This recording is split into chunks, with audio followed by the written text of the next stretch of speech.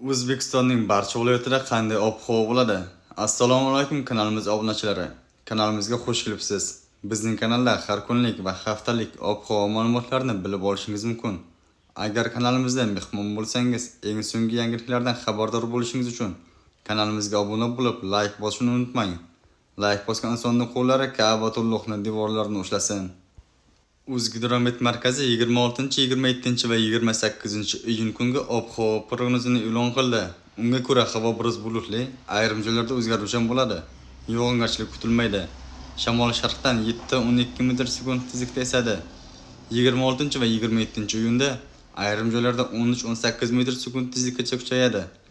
27-iyunda respublikamizning shimoliy hamda cho'l hududlarida 20-22 metr/sekund tezlikkacha kuchayishi chang to'zonlar bilan kuzatilishi mumkin.